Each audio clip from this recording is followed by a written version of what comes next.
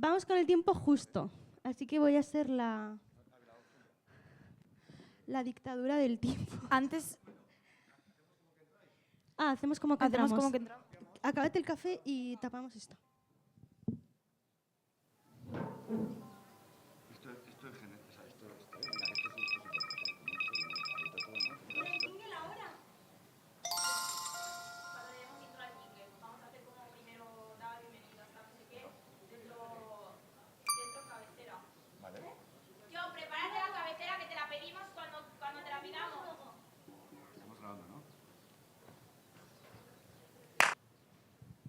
Un aplauso o algo, ¿no?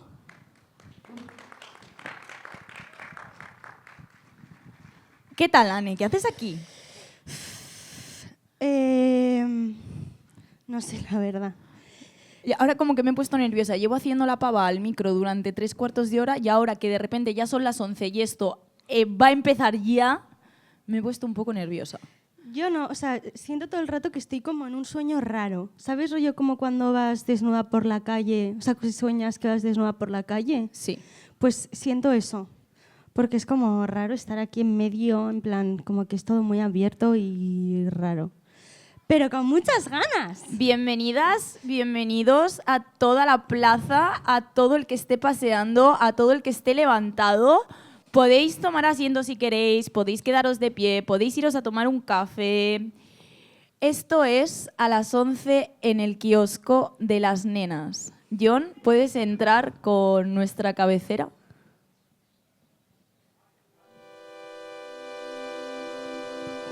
¿Eres gilipollas? Sí, ¿por? ¿Cómo lo has sabido? Estás escuchando Las Nenas Radio. ¡Os! ¡Es verdad! ¡Nenas, En la radio.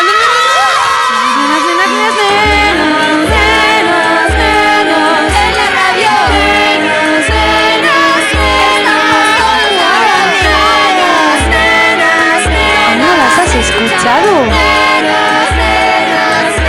Pues entonces eres un pedazo de gilipollas también. Un abrazo a nuestras amigas putanesca de momento que nos han hecho esta intro increíble. Luego, para subir a redes esto, los de sonido, por favor, que pongan pis a cada una de las palabras malsonantes. Bueno, ¿por qué estamos aquí, Anne? Por muchas cosas, estamos aquí porque llevamos desde mayo realizando un trabajo de archivo muy complejo. Esto ha sido un encargo y como todos los encargos, pues a veces es un verdadero... Uy, se corta. Un lujo. Uy. Bueno, sigo yo. Bueno, sigo yo mientras te arreglan el micro. Yo no nos va un micro. Bueno, os cuento. Durante los últimos meses, las nenas nos han encargado el Ministerio de Memoria Democrática un proyecto que está enmarcado en una cosa que han hecho que se llama España en libertad 50 años. Y nos han llamado a nosotras para hablar de transición y, evidentemente, como nos dedicamos al teatro, hemos decidido recopilar un archivo vivo mediante entrevistas a gente, mediante vídeos de obras de teatro que estuvieron presentes en sobre los años 70, 80 en Navarra, pues para conocerlo, para que os hablemos de ello, para hacer más archivo del que ya hay, porque nuestra sorpresa fue que en 2024, el Lebrel Blanco, una compañía de Navarra de las más importantes y pioneras, sí que publicaron un libro y hicieron como unas jornadas de memoria y de archivo, pero lo siguiente que venía después del Lebrel, que fue el TEN, y lo que luego llegó a convertirse en la Escuela Navarra de Teatro, casi no había archivo. Todo ese archivo estaba en casa de mis padres. En casa de los padres de Anne. Y en casa de Javier Ibáñez. Y en casa de Javier. Entonces, bueno, pues después de un trabajo de archivo, os vamos a medio traducir lo que hemos entendido nosotras y lo que nos han contado de cómo era el teatro en aquel momento en Navarra. Y lo que nos hemos inventado. Y lo que, claro, esto es, o sea, yo me siento como en un examen. Es como que había muchas fechas, muchos nombres, muchos eventos históricos y ahora siento como que tengo que hacer un examen y que tengo que aprobar. Entonces seguramente alguna fecha no voy a dar fechas porque la voy a liar seguro y me voy a inventar cosas que me voy a tomar mi licencia poética porque va a quedar mejor. Un poco de fantasía siempre está un poquito bien. Total. Y después de este marco, contexto político, social, cultural de Navarra en la transición en el teatro, también van a acompañarnos aquí arriba en esta mesa a una conversación con nosotras, a contarnos batallitas.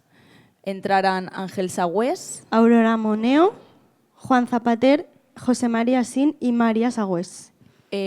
José María Sin fue perteneciente al Lebrel Blanco y bueno, ya nos contarán ellos. Y los demás, pues un poquito el TEN ya, ¿no? Sí. Estuvieron ahí unos años que estuvieron juntos, todos juntes. Sí, creo que de alguna manera también lo acotamos hacia el teatro porque de repente, o sea, como que nos resultaba muy extraño hablar de la transición, que también que es la transición y para quién ha sido transición. Y cuánto ha sido transición también. Y en este contexto cultural y territorial como es Iruña y Nafarroa, al principio como que hicimos un intento de acercamiento hacia diferentes como asociaciones memorialistas y tal y nos dimos cuenta que estábamos totalmente abrumadas por todo. Hombre, también es gente que lleva una lucha muy continua y que tienen muchas sesiones de reuniones y de asambleas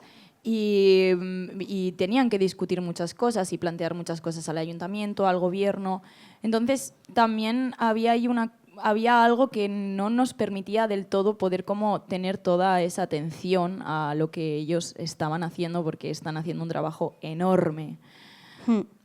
Sí, o esa capacidad también de poder posicionarnos en algo que tampoco nosotras mismas teníamos claro lo que pensábamos y creo que acotarlo al teatro, que es algo que nosotras conocemos por lo que estamos atravesadas, pues era lo más inteligente y lo más sencillo.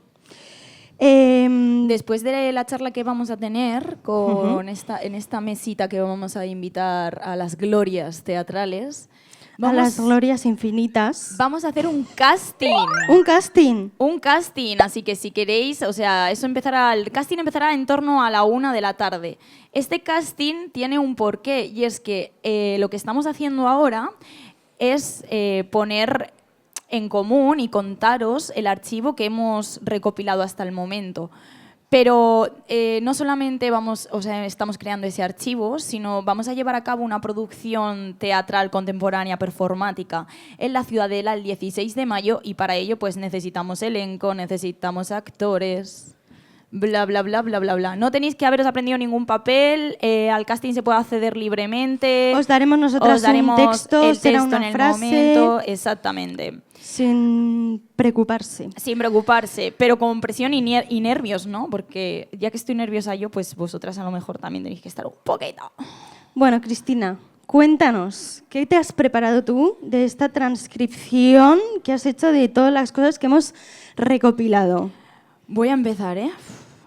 Qué nervios. Venga. Empieza mi examen. ¿Alguien me va a poder luego puntuar? Por ahí veo a gente doctora de la literatura y de la filología hispánica. La estoy viendo por ahí. Puedes luego darme una puntuación, pero le voy a meter un poquito de fantasía porque me apetece hablar de algunos temas. A ver, ¿cómo empiezo esto? Me estoy abriendo la chuleta del móvil, ¿vale? Vale, me gustaría empezar un poquito antes de que la figura de Franco muriera y un poquito antes de que esa llamada transición empezara a existir. En el 1974 o 72 nace el Lebrel Blanco. ¿Ves? Es que las fechas ya se me han perdido, ¿vale? Nace el Lebrel Blanco. Cuando estuvimos hablando con José María Sin, nos contaba que al principio el Lebrel Blanco era una forma de acercar al público infantil y familiar pues lo que ha tenido siempre que ha de ser el teatro, o sea, un lugar de reunión, un lugar de estar, un lugar de pasarla bien, ¿no? Pero lo que me interesa de estos años, antes de la muerte del dictador, fue que existía en el mundo del teatro una figura que se llamaba censor. Vale, el censor es una figura que me ha tenido un poco obsesionada últimamente. Porque cuando a ti te dicen censor, Anne, ¿tú qué te imaginas? O sea, te imaginas como a un señor, evidentemente de la falange, ¿no?, que estaba ahí, pero ¿cómo te lo imaginas? ¿Te imaginas a un...? ¿Físicamente? Sí, ¿cómo te lo imaginas? ¿Físicamente? ¿Con bigote? ¿Con bigote? No sé, como delgado, holgado, Vale. En plan alto. Y en cuanto a... Nariz de aguilucho. Y en cuanto a que le dieran ese cargo, ¿cómo te lo imaginas? En plan, una persona que a lo mejor no supiera nada de teatro, una persona que sí que supiera de teatro, una persona que estaba puesta ahí porque, bueno, pues funcionario y ya está. No sé, me imagino a una persona como un poco sociópata, en plan rollo, como que ve todo, pero de una manera práctica, ¿sabes? O sea, como que es consciente de los entresijos de las cosas, pero no con una capacidad de emocionarse, sino como, en plan, como más pragmática. Claro, tú tienes que tener en cuenta que yo, por ejemplo, cuando escuché por primera vez la palabra censor, me imaginaba una persona que no tuviera ni idea de teatro, rollo, que solamente acataba unas normas y ya está. Pero no, se ve que sí que estaba lleno de gente intelectual conservadora, que era gente que sí entendía lo que estaba leyendo. Es más, me ha llamado mucho la atención, he encontrado algunos archivos de obras censuradas y de qué forma censuraban esa obra. Lo que hacía el censor era que si tú querías hacer una obra de teatro, lo primero que tienes que hacer era escribir la dramaturgia, el texto de la obra de teatro, ¿no? Entonces tú se la llevabas a este señor, que tengo por ahí apuntado el nombre de dónde estaba, pero no lo encuentro. Y este señor lo que te decía era pues si podías hacer tu obra de teatro o si no podías hacerla. O sea, hay algunos archivos que hablan, por ejemplo, de obras de teatro que es como, es algo muy lúgubre, o sea, que encima era como Mr. Wonderful un poco, ¿sabes? O sea, rollo, no podías hacer una obra oscura, eso es lo primero. Luego, claro, evidentemente, no podías hablar del contexto político, no podías hablar del contexto político posicionándote. Tampoco podías utilizar metáforas, como por ejemplo hizo en su momento Arrabal, ¿no? No podías utilizar metáforas para hablar del contexto político. Pero, claro, yo pienso, ¿cuántas obras de teatro se tuvieron que leer esos señores? ¿Y no se supone que leer cura la ignorancia? No, en plan, pues no, tía. Claro, si tú tienes una visión de únicamente ir a censar, de cumplir unas normas, de ir directamente a atacar hacia algo, no vas a reflexionar con la lectura. O sea, no solamente implica leer, sino implica leer con una intención. Total, como lo de María Pombo de que leer no te hace más intelectual, en plan... Eso es. Puedes leer como con un juicio político y con una decisión, ¿no? Por supuesto. Por ejemplo, he encontrado un informe en el que censuraron una obra y en el 72, ¿no? y pone algo como... Pone esto: se aprecia un clima general de desafección hacia la autoridad. Aunque no se menciona explícitamente al Estado, el conflicto dramático puede interpretarse como una alegoría del orden social vigente. Especial atención merece el personaje femenino, cuya rebeldía verbal podría inducir a confusión moral en el público joven. Se recomienda suspensión de las líneas 43 a 57 y modificación del final para evitar ambigüedad ideológica. La obra podría autorizarse con cortes. O sea, no solamente, esto es lo que he encontrado, no solamente censuraban y te decían no puedes hacer esta obra, sino cómo la voy a modificar para que esto se pueda dar. Y además había una cosa también, por lo que he estado leyendo, de que habían censores que, claro, los dramaturgos tenían que esforzarse un montón en hablar del contexto del momento, de lo que estaba viendo en el momento, sin ponerse en ningún bando, que es, por ejemplo, en Alemania lo que hizo Bertolt Brecht con Terror y Miseria del Tercer Reich, ¿no? Que solamente ponía imágenes cotidianas, que aquí también esto tiene cierta relación con la entrevista que le hicimos a José María Sin, que es uno de los miembros del Lebrel Blanco y que ha estado en el Lebrel Blanco desde el principio. en el que nos contaba que esa obra, esa misma obra, la de Terror y Miseria del Tercer Reich, fue la que le hizo ver que quería hacer teatro. Y él hablaba de que en el 74 hacer teatro para él era como hacer una barricada. Claro, tenías que tener una inteligencia y tenías que jugar a los límites que existían con la censura para que el teatro pudiera ser político, porque en aquel momento hacer teatro político, vuelvo a repetir, como decía José María, era montar barricada. Me voy un poco, espera, vuelvo ya, Vale. Vale, la cosa también del Lebrel Blanco, bueno, y de lo que nos hemos enterado es que, como mucha gente sabéis, aquí en Navarra, una de las personas... bueno, perdón, acabo con lo del censor. Vale, los censores muchas veces aceptaban las obras de teatro porque pensaban que el público iba a ser tan estúpido que no iba a entender las dobles... Eso, como sí, el doble las dobles sentido. intenciones. Decía, vale, esto lo he entendido yo, pero porque soy un erudito y soy un intelectual, pero el público pueblo no lo va a entender. El público es tonto. Decía eso. Vale, y vuelvo. ¿Por dónde vuelvo? Que se me ha olvidado. Vale, eso. Voy a hablaros del principio del Lebrel Blanco. Vale, como todos, bueno, sabéis mucha gente que el Lebrel Blanco, que era un pedazo de compañía de Navarra, Patxi Larraizar, él era cura y hacía teatro político, que en aquel momento no estaba llamado teatro político ni teatro documental, aún no se había nombrado esas cosas. Pero claro, yo digo, ¿por qué? Tiene un sentido totalmente normal, que era que, claro, ¿dónde estaba el poder en aquel momento? Aquí en Navarra principalmente había en la Iglesia mucho poder, ¿no? Entonces, también en la Iglesia se creaban espacios donde tú poder reunirte y expresarte culturalmente. Esto también existió. O sea, no estoy aquí, no voy a defender la Iglesia, perdón, pero sí que voy a decir que el movimiento cultural también existía porque se dejaba espacio en las iglesias para que esto pasara. Y lo que hizo Patxi también, hablar de teatro documental. Pues yo qué sé, en aquel momento, por ejemplo, el Lebrel Blanco hizo una obra que se llamaba 1789, que hablaba de la Revolución Rusa. Pero hablaba de la Revolución Rusa y cualquier persona que lo viera, de la Revolución Francesa, perdón, y cualquier persona, yo ruso, de la Revolución Francesa, y cualquier persona que lo viera... Licencias poéticas. Licencia poética. Licencias de apropiarnos cosas sin saber. Nada. Cualquier persona que lo viera sabía de qué estaban hablando, que era del momento social político que existía en esta península, en Navarra, y en lo que había alrededor y de cómo la revolución fue en ese momento. Pero claro, como estaban hablando de contextos de otros países, de otros lugares, pues es como, pues te hago un teatro documental. Y en realidad lo estaban usando para hablar de las cosas que estaban pasando aquí hoy.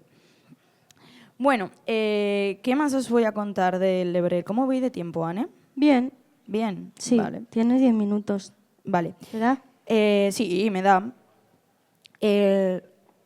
¿Puede? O sea, yo me pregunto, hablando antes, volviendo al tema del censor, si en aquel momento existía el censor, ¿tú piensas que nuestra obra Torcides hubiera pasado? Evidentemente no. ¿Por qué? Porque yo creo que sí. ¿Tiene folclore? Cristina.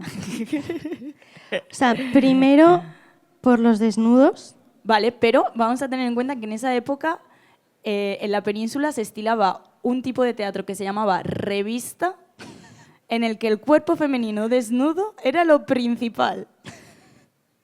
La época del destape. ¿Te acuerdas cuando fuimos a esas señoras del ensanche a preguntarles de qué iba nuestra obra de teatro y les damos la pista de que salíamos en bragas? Ellas nos respondieron, no os habéis inventado nada. Eso es verdad. ¿Tú entonces piensas que Torcides no hubiera pasado esa censura? Ahora yo también tengo una pregunta. Ahora no hay una figura de un censor. Y esto va a ser meter un poquito, tirarme un triple. Pero sí que tenemos que adecuar todas nuestras dramaturgias a presentes convocatorias. Uh-huh.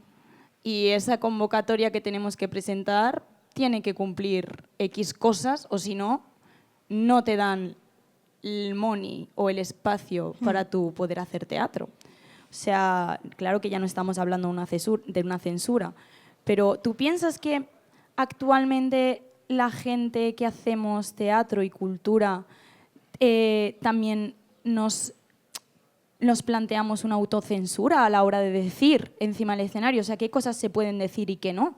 ¿Piensas que eso está presente en lo que hoy en día está vigente en la cultura? O sea, creo que sí, pero creo que más desde una autopercepción o una autoconcepción. O sea, por un lado creo que es como la adaptación que hay que hacer como a la institución, ¿no? Para, o sea, en un caso para obtener dinero público, obtener dinero privado, en plan hay como unas normas que hay que cumplir, evidentemente, y si lo haces de manera independiente a esas normas, pues más difícil lo vas a tener. En plan, creo que y que hay que pasar un poco por esa rueda y evidentemente ahí hay una criba, en plan, si tú no entiendes la lógica de la institución o la lógica de conseguir un dinero de manera privada, pues no vas a tener una financiación para hacerlo a la escala X que la obra necesite. Tendrás que hacerlo de manera independiente. Total. Y la censura, o sea, bueno, evidentemente creo que sigue habiendo censura. O sea, hay comunidades autónomas donde han habido censuras por parte de partidos de derechas, concretamente.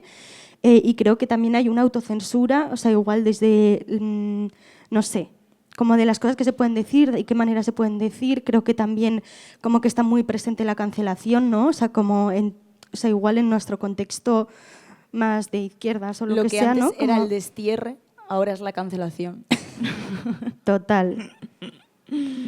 O los críticos de teatro, ¿no? En plan, como un crítico de teatro es un censor. Es que tal cual, esos señores... Bueno, a nosotras, José María sí nos contaba que algunas veces pues presentaban, el Lebrel Blanco presentaba esta figura del censor, algunos textos y que corregía 3 o 4 frases, pero luego a la hora del montaje, como no sabía si iban a ir o no iba a ir el censor, que hacían lo que les daba la gana. Sí que se ve que les llegaron algunas multas, pero esto es un poco como cuando utilizas una canción que tiene derechos. Total. Y estás esperando a ver si viene el de la SGAE. o no viene. El censor es la SGAE. Un poco parecido. Ya. Bueno, voy a seguir un poquito esto que te he mencionado sobre el destape, bueno, desde lo que estaba ocurriendo y cuál era el contexto del teatro en toda la península, y es que en Navarra, por ejemplo, aquí no llegó la revista de una forma tan potente como llegó en otros sitios. Para quien no sepa qué era la revista, lo buscáis en Google, ¿vale? Pero bueno, si os suena Lina Morgan, mirar su documental, que es impresionante. Aún así, todo lo que he analizado del teatro y de figuras que estaban presentes en el teatro y de directores y dramaturgos, todos eran hombres, pero de repente, cuando llega la revista, los directores siguen siendo hombres, pero el cuerpo de la mujer es el que está expuesto. Y lo llaman libertad en ese momento de empezar la transición a los desnudos de la mujer. A eso llamaban libertad, ¿no? Algo que nos puede hacer pensar cuál ha sido esa libertad en realidad. Claro, en Navarra pues justamente tenía un contexto político y un conflicto que más adelante iba a surgir, que era como mucho más potente. Aquí interesaba más y estaban todos más interesados en, como dice José María Sin, en hacer teatro, como hacer una barricada.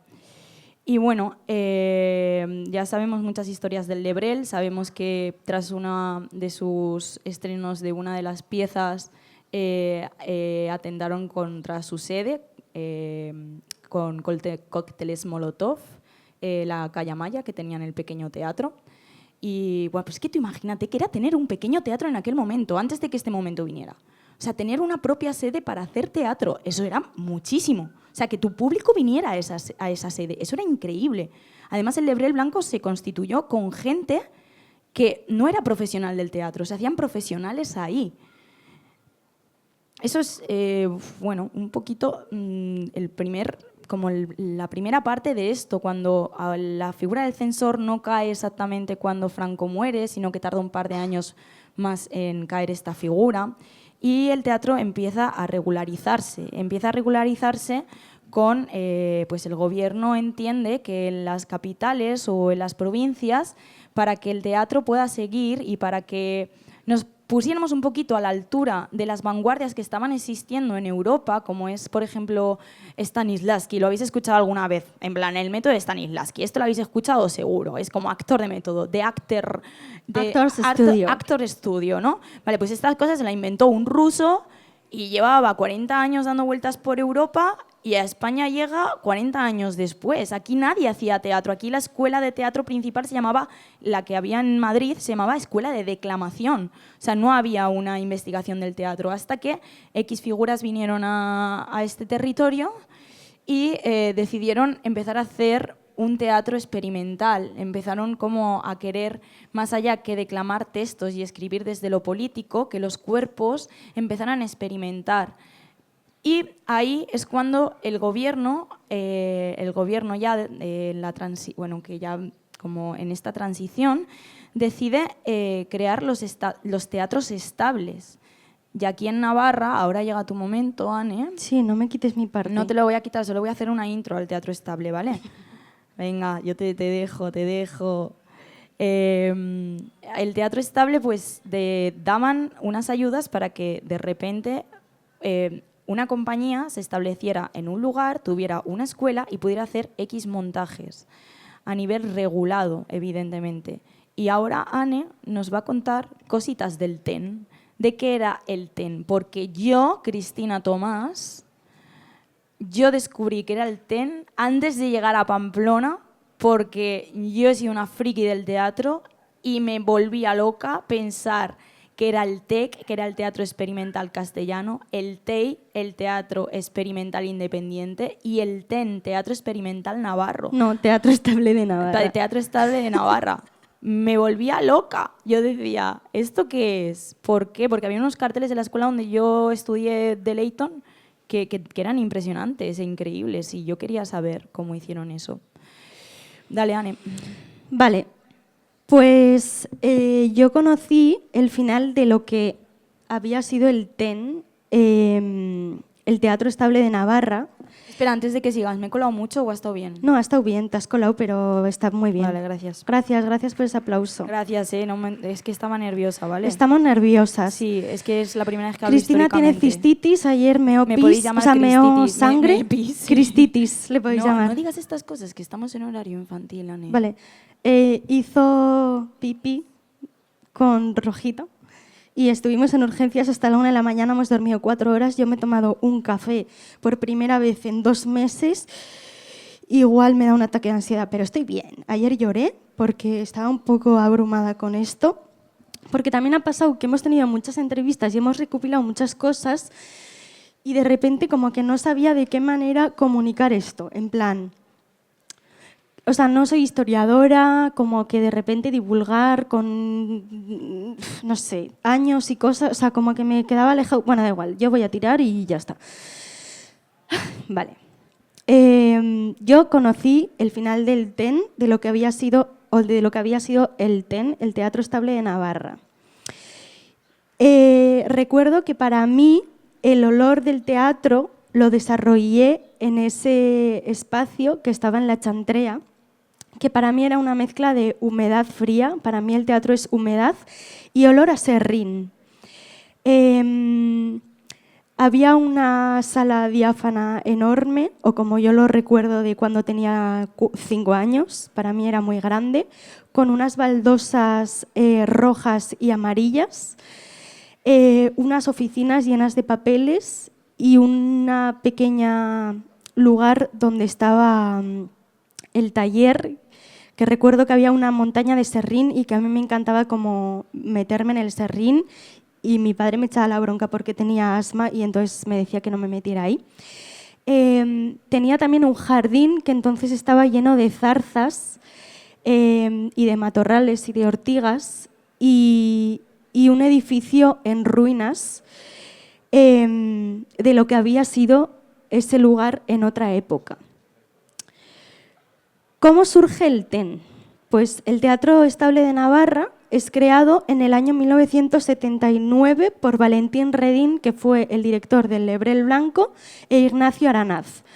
Esto surge, como ha dicho Cristina, por esta iniciativa del Ministerio de Cultura, de España por generar los teatros estables. Es decir, que en cada, no sé si ocurrió en todas las comunidades, la verdad, no lo sé, pero sé que en Navarra ocurrió. Ocurrió en Sevilla también, en Sevilla, Barcelona, eso es. Madrid.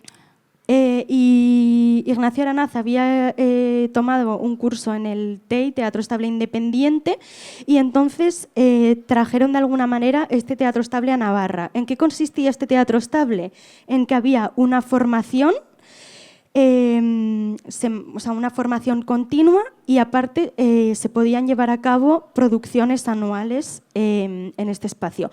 Y luego como que se intentó hacer como una especie de movida de mediación de públicos, pero no funcionó. Y entonces, de alguna manera, se creó esta escuela donde se iban a formar actores, de alguna manera como de una forma más profesional, y luego los actores que estuvieran en esta formación pasarían a formar parte de lo que era la compañía del Lebrel Blanco. ¿Qué gente participa en el TEN en estos años, ¿no? La gente, las personas a las que hemos entrevistado, entre las que estaba mi padre, era gente joven que había venido de estar militando en partidos políticos, ¿no? En una militancia pues, de resistencia política, de estar ahí en las trincheras, o sea, una política en el contexto de una dictadura. Y entonces, de repente, como que surge una necesidad de encontrar un espacio de socializar y de encontrarse de una manera más, que yo interpreto como algo más emocional, como algo más vincular, ¿no? O sea, como de haber estado en una lucha y en una cosa como muy de resistencia, de repente la necesidad de mostrarte vulnerable con otra persona. Javier Ibáñez, que fue la primera persona que... Ay, me emociono. que fue la primera persona que entrevistamos, y para mí como que me ha removido mucho en este proceso. Como que contaba que de repente era la posibilidad, ¿no?, de mirarte a los ojos con una persona. O sea, como que no somos conscientes de que veníamos de una dictadura en la que no había una costumbre de tocarnos, de mirarnos, de abrazarnos, en plan, como que es algo muy fuerte. O sea, como que creo que hemos normalizado esa sociabilidad, ¿no?, o ese contacto que no existía previamente. Entonces, de repente, para un colectivo de gente joven, en plan, estar durante 10 minutos mirándote a los ojos con otra persona, en plan, como que era algo increíble, ¿no? Y entonces, bueno, Javier Ibáñez nos contaba que ellos empezaron en la Chantrea. Bueno, espera, previamente a esto, como que los lugares más comunes de sociabilidad que hubieron al principio eran como gente que quedaba para ir al monte. En plan, como que el hecho de movimientos para ir al monte, o sea, era como un lugar de encontrarse como bastante común. Y luego habían como estos talleres de expresión corporal en la Chantrea, que Javier nos contó que la primera vez que conoció a mi padre llegó con un macuto de hippie y con una flauta dulce, tocando la flauta dulce, que era un juglar, decía. Y que bueno, ahí se hicieron muy amigos, y entonces como en estos grupos de expresión corporal pues bailaban, hacían sus movidas, que yo me lo imagino un poco Jesucristo Superstar, ¿sabes? Esa estética. Javier, cuando nos contaba esto, le encantaba moverse a la vez que nos lo contaba. Total, hacía así. Empezaba a hacer así, y uno y otro, y a mí me encantaba con sus manos grandes. Sí. Y entonces eso, y como que de repente era como, ¡buah, expresión corporal, venga, sí, ¿qué hacemos? Buah, pues algo rompedor, colores, en plan, entonces vamos a hacer una movida sobre los colores, vale, pues tú eres el rojo, tú eres el azul, que es como la rabia, y tú eres el blanco, que es la unión de todos los colores, entonces y tú eres el negro, y hay una lucha entre el blanco y el negro. O sea, estamos hablando como de esta conceptualización, ¿no?, que era de repente como súper rompedor, en plan, los colores, arcoíris, no sé qué. Y movimiento, en plan, sin palabras, solo movimiento. Eso. Y bueno, hacían como movidas de pantomimas. Tengo que decir que estaban más en forma que nosotras. Sí, por supuesto. A nivel interpretación, no sé, porque nosotras somos más performáticas. Pero estaban más en forma que nosotras y se movían mejor, Cristina. Se movían increíble. También tengo que decir que mis padres eran más guapos que yo y que mi hermana. Es que tus padres son muy guapos. Son muy guapos. Creo que hemos empeorado la raza. Te lo digo de verdad. Bueno, pero tus padres no tienen como tú camisetas de seda así y mi make-up y esas gafas. Eran hippies, pero eran más guapos. Bueno. Y estaban más en forma, te lo digo. Y eso me ha dado un poco de bajón. Ya. Pero bueno, está bien. Entonces, eso, estaban estas clases de expresión corporal y en un momento dado empezó el Teatro Estable de Navarra y entonces entraron a formarse en esto que era el TEN, el Teatro Estable de Navarra. Las clases del TEN eran de fin de semana. Entonces, el Teatro Estable de Navarra tenía una unión en su entonces con lo que era el laboratorio de William Layton, que entonces no sé si era el TEI o qué. Bueno, ahí tengo un poco de... Aún no era el laboratorio de William Aún no era Layton. el laboratorio de William Layton. Que pero... spoiler, Ani y yo nos conocimos en el laboratorio de William Layton. Espérate, que ahora lo voy a decir. Vale. Spoiler. Y entonces, era una formación que venía desde el método Stanislavski, que es como un método muy concreto, como con una forma de funcionar muy concreta. Y entonces, de repente, para toda esta gente, encuentran el teatro y de alguna manera, como toda esta politización... Perdón. Toda esta politización que había habido en los movimientos políticos, de repente, de alguna manera, lo llevan al teatro también. Y entonces había como una entrega y una forma de vivenciar el teatro como si fuera algo político. En plan, era como... Vale, clase de improvisación de Stanislavski, rollo razón para entrar. Bueno, esto es como muy términos teatrales, pero era como que todo lo llevaban hasta el final. En plan, había una entrega absoluta, como una responsabilidad con la profesión. Y me parece muy curioso porque Cristina y yo hemos estudiado exactamente la misma metodología y el mismo tipo de entrenamiento, de formación. Y creo que en nuestro caso no había nada de entrega. De hecho, yo recuerdo las clases de Layton con terror. Déjame como meter aquí que, según lo que nos han contado en las entrevistas, la gente de la otra compañía que no era el TEN, que se juntó para hacer el TEN, como que se burlaban un poquito de estos ejercicios. A nosotras nos pasa un poco cuando bailarines de Contem, por ejemplo. ¿Que nos reímos de ellos? Un poquito. Plan, a la técnica, un poco. Pero porque, ¿Sí? porque somos tontas y no sabemos hacerla. Ya. Es porque nos da envidia. Sí. Y yo creo que ahí pasaba un poquito lo mismo. Puede ser. No Claro, lo sé. porque luego nos contaban por ahí que necesitaban clases de voz y que se señalaban porque iban a clases de voz para hacer... Sí. Y eso, o sea, como que de repente había como una entrega casi política religiosa, ¿no?, hacia esa formación como que de repente estaban recibiendo. Y me pasa eso, como que de repente pienso en nosotras y en nuestra formación y yo recuerdo un terror cuando tenía clase con Begoña Valle y tenía que llevar la razón para entrarla, no sé qué, no me había preparado nada, yo llorando en el metro, llegando ansiosa vida, o sea, era horrible, o sea, la verdad, como por ejemplo yo no lo sentí para nada transformador, sino al revés, como que me sentía ahí súper enclaustrada, en plan como... me va a humillar aquí públicamente delante de toda mi clase. Además, también entiendo como que era gente, las que nos daban clase en esos momentos, que habían pasado por estas épocas en las que, porque Begoña Valle estaba ahí al principio con William Layton, sí. O sea, era gente que se había tomado tan en serio como esto que nos contaba Javier Ibáñez, que se lo tomaban tan en serio, que lo disfrutaban tanto, que vivían como dentro de un proyecto, en plan, vivían así.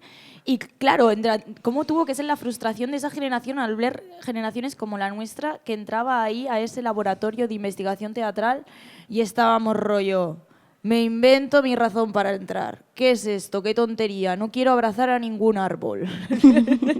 Solo quiero un casting para salir en el internado de Antena 3. Claro, Sí. tenía que ser frustrante también para ellas. Total.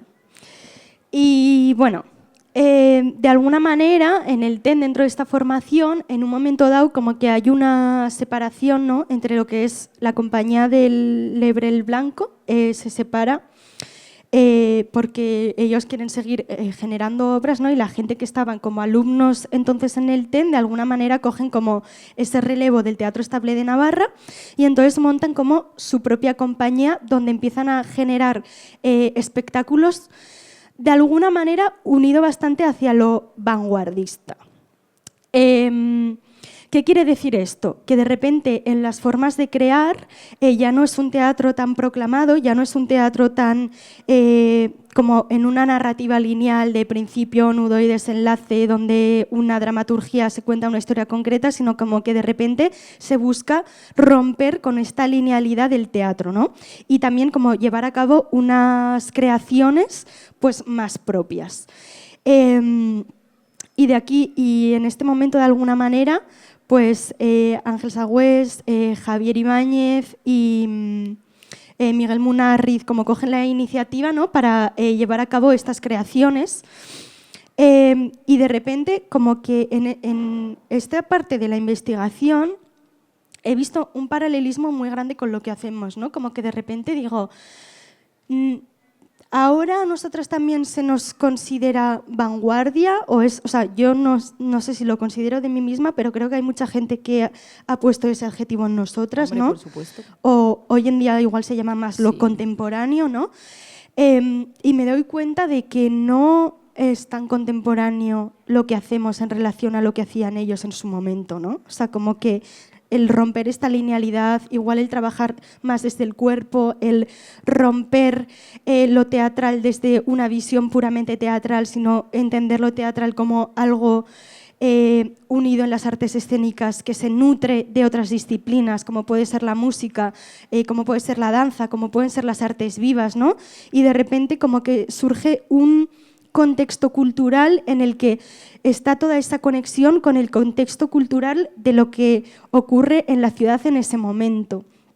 Y quiero decir que a nosotras también nos ha pasado mucho eso, ¿no? Que a veces es como, no, las nenas es muy vanguardista lo que hacen, no, es muy contemporáneo.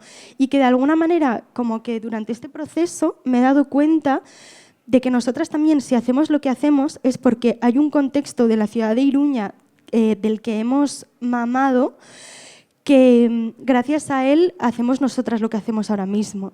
Y creo que también tiene que ver con el momento de la pandemia en el que mucha gente volvió a su pueblo después de haber estudiado fuera, ¿no? Como que vuelve a Iruña después de haber estado en capitales, en Madrid, tanto en las artes escénicas como en las artes vivas, en la música, y de repente cuando empieza a abrirse ese momento pospandémico, nos juntamos en la calle un montón de gente haciendo muchas cosas. Haciendo muchas cosas. Y yo qué sé, yo me acuerdo a las noches salir de fiesta, juntarnos con las Anunnakis, que es un colectivo que hacen ballroom aquí en Iruña, y la Noir, que nos adopta y nos empieza a enseñar ballroom por la calle, y luego con el colectivo La Zurda, que son unas amigas que abrieron un espacio en La Milagrosa. De repente muchas de nuestras amigas eran DJs y yo, bueno... Total. O sea, y como que se generaba un contexto en la fiesta que estaba pues más en plan como desde lo queer, ¿no? Y que incluso se seguía y nuestras compañeras de Placeratu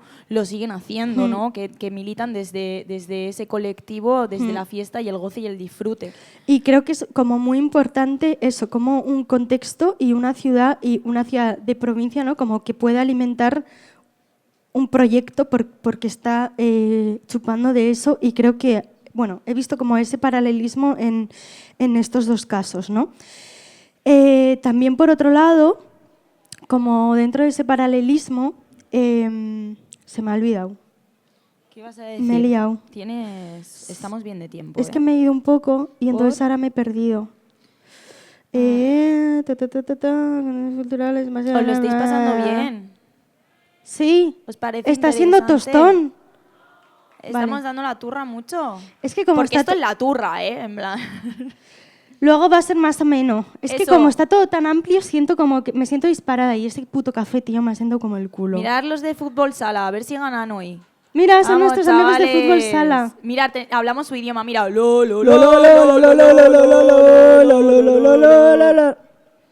Bueno. Vale, ya está. He recogido el hilo. Vale. Luego también una cosa que ocurría en el TEN, o sea, como que había gente que tenía sus trabajos, ¿no? Como, o sea, bueno, pues, por ejemplo, Aurora, que trabajaba en una fábrica, ¿no? En plan, entonces ella trabajaba durante la semana y luego los fines de semana tenía esta formación en el TEN, ¿no? Ya, porque qué casualidad que mujeres solo estaban de actrices, ¿eh? Exactamente. Qué casualidad. También esto qué es raro. De lo que hablaremos luego, o qué sea, raro. como también en los roles de decisión y en los roles de poder, pues evidentemente hemos echado muy en falta que hubieran mujeres como en esos cargos, ¿no? Y entonces había gente que trabajaba a la vez que estaba en esta formación, a la vez que estaba trabajando en el teatro, ¿no? Pero luego había otras personas como, como en el caso de Ángel o Javier, ¿no? Que de repente se plantean el teatro como una forma de vivir. Es decir, que de repente, bueno, aparte también eran hippies, ¿no? Y era como, bueno, pues yo voy a vivir del teatro. Entonces, con las 4 perras que nos sacamos, pues vivimos todos juntos en un piso. Y comemos espaguetis. Y comemos espaguetis durante un mes. Y otra cosa, mi padre, a su casero, le decía, la vivienda es un derecho, yo no voy a pagar por vivir.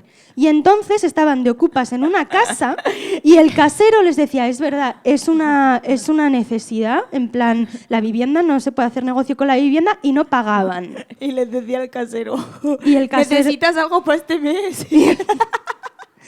Entonces, o sea, como que también me dejan 50 pesetas. Da como que pensar, en plan, rollo, ¿cómo están los alquileres ahora? Y en ese momento como que, en plan, o sea, como que era un derecho la vivienda y que se podían permitir estar viviendo sin pagar. En plan, los ocupas no eran criminales. O en palabra, plan, la o palabra. La o palabra. Bueno, eso. Entonces, también esto, he hecho un paralelismo con que cuando nosotras empezábamos con Ramos y Gramos... Perdón, tío, es que estoy revuelta. He dormido mal y tengo muchos gases. Perdón. Me estoy echando eructos. Nosotras empezamos...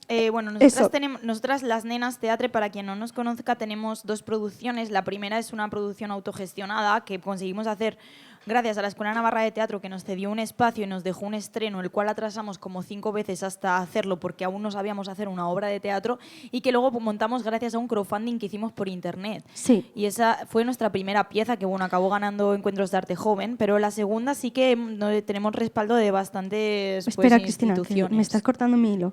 Vale. En esta, estoy dando contexto para la gente que no sepa. Sí, pero te estás alargando y te estás yendo de mi tema. Entonces, perdón. Vale, entonces, Ramos y Gramos, esta primera producción, de repente también nosotras nos encontramos con este contexto de la ciudad, de la gente que estaba creando. No tenemos dinero para hacer una producción, pero de repente conocemos a muchas personas que quieren estar cerca nuestra y que sin cobrar una puta mierda, porque teníamos 10 euros y los compartíamos entre todas, rollo, te invito a una comida y tal, de repente como que hay una apuesta por un proyecto conjunto que no sabemos a dónde va a ir, pero hay un colectivo de gente de diferentes disciplinas como apostando por algo, ¿no? Y como que me parece súper valioso como esta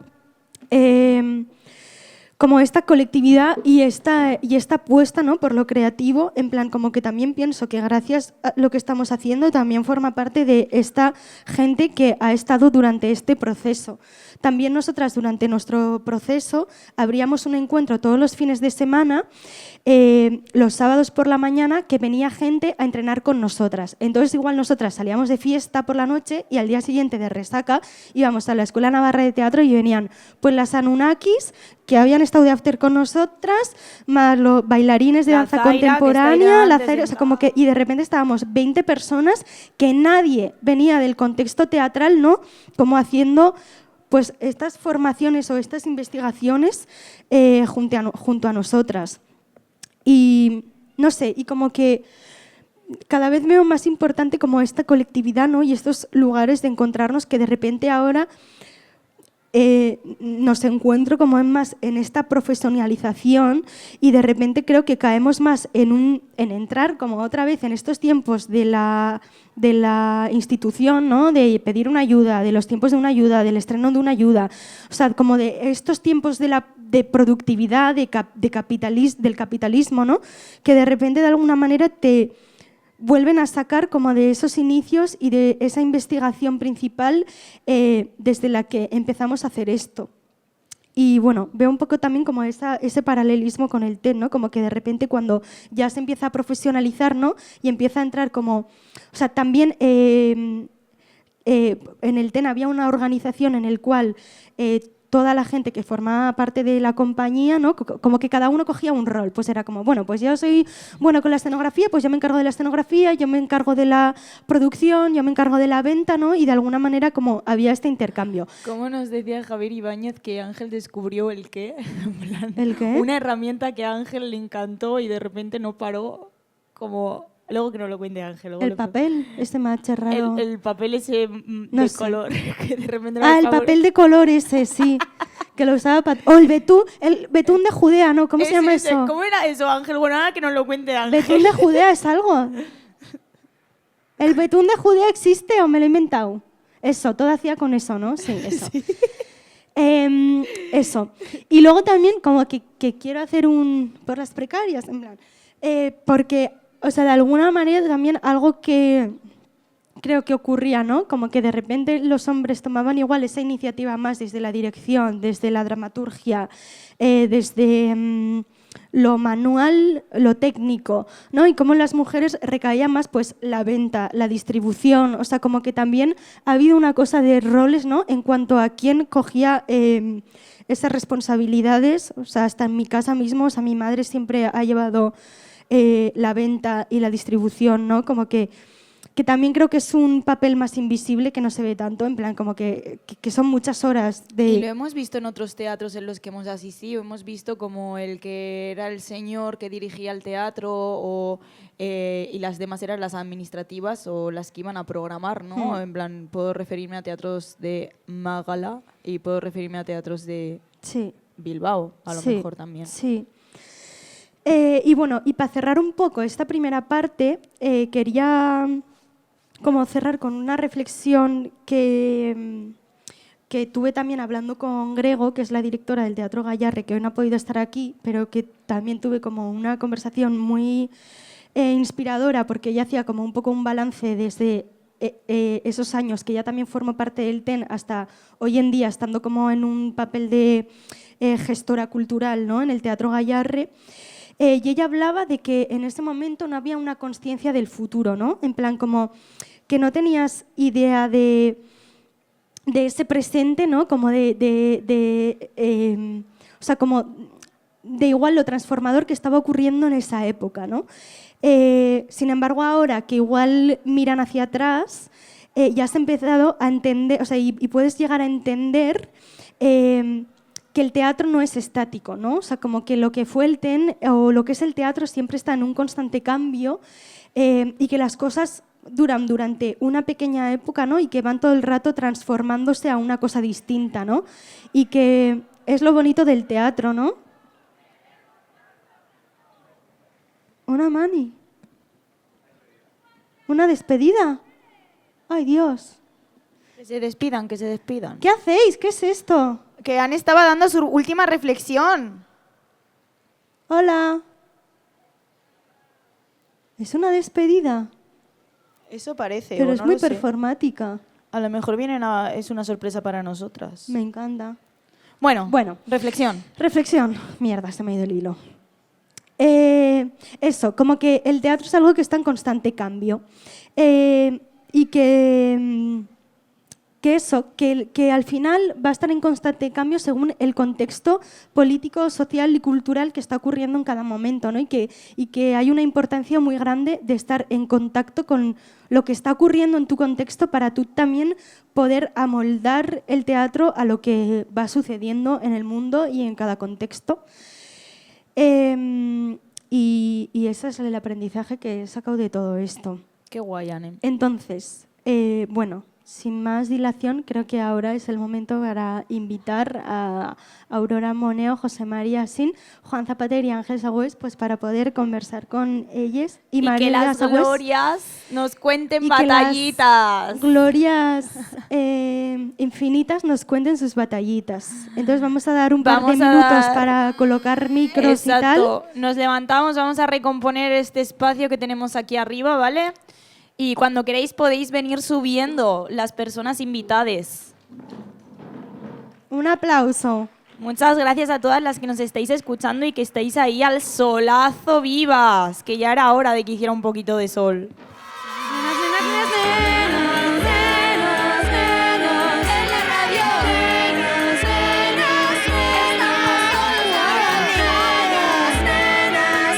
¿No las has escuchado?